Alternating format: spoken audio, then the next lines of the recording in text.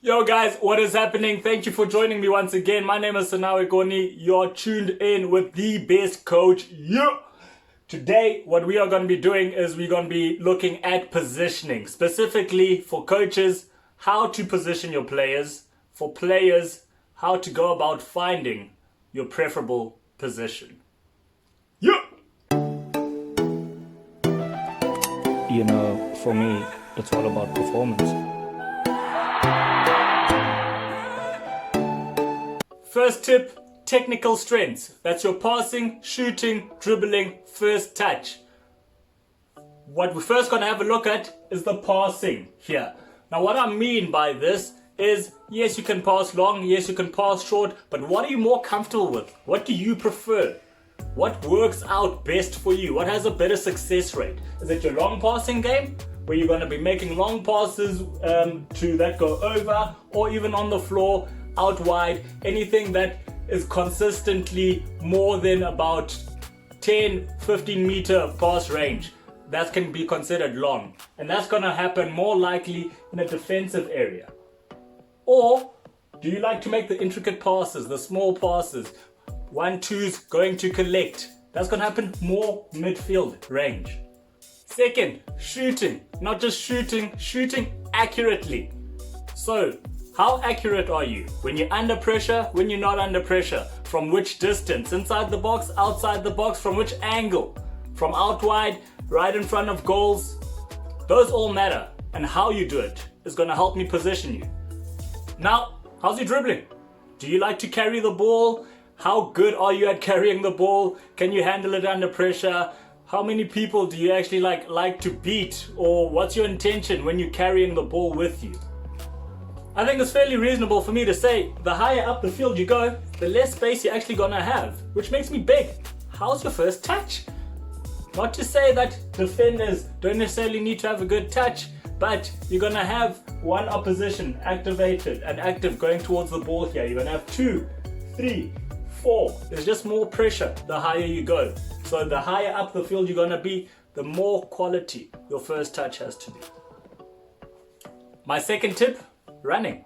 How do you like to run? There's certain distances in certain positions that you're gonna have to cover. So if you're someone who likes to do short sprints and I'm putting you in an area where you're gonna be required to do 60, 80 meter sprints, I'm gonna have a problem, aren't I? Now, with running, you're gonna get up, down, up and down running. So what does the player prefer? When is his heart rate going? Is it when he's going up, when he's going down, or is it just a balance of both of them? Tip number 3, reading space.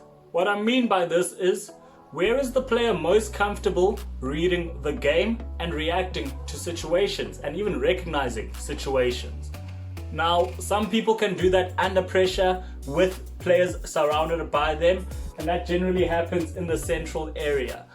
Or some people prefer to have it out wide where they're in control, where there's no one inside their personal bubble, let's say. And that is more likely to happen in the wider areas. Now, you can also have a look at the pitch from up top, looking down, or down all the way up. So what's important here is just finding that area and that space where the player is most comfortable reading the game. Tip number 4. What's the player's mentality like? Are they attack-minded? Are they defensive-minded? Or are they a bit of both? Now this also helps you confirm the running and also helps you confirm when they read the game situations. But what I mean by this is the enthusiasm. Whenever the ball is either in attack or defense, or even in that transition phase, you know, the player's gonna get very active, very excited. You know it.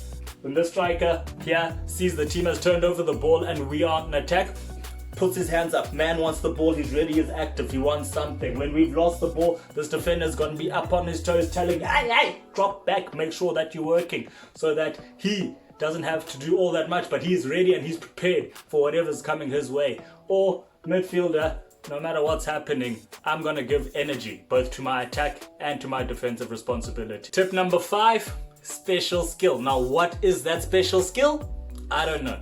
every single player is going to bring you a different special skill. But it's up to you as a coach to see where will I best use that. Whether it's a player who's got speed, someone who's got very good close control, someone who's got strength and they can use that, someone who's got a quality cross delivery. There's so many things that you can have a look at. Find it in the player and see where to best use it. So those are the tips that I have for you guys, but I thought just before I let you go, let me show you all the available positions that are on the football field. Now you may be familiar with these, but if you use the tips to figure out your technical strength, your running capability, where you're comfortable reading the game, what is your mindset towards the game in football, and what your special skill is, you will be able to cross out and see exactly where you fit. Don't be scared to test 1, 2, even 3 positions. A lot of players have to be very versatile and they need to be able to do the job, no matter what it is, in a number of different positions. And don't be shocked whether you see yourself having qualities in defensive and up top and not in midfield. These things happen. What is important though is how you go about executing your game. And that is it for us, guys. Thank you so much for joining me. I hope you have enjoyed this video. Please subscribe. If you liked what you saw today and it helped you out, please hit that like button.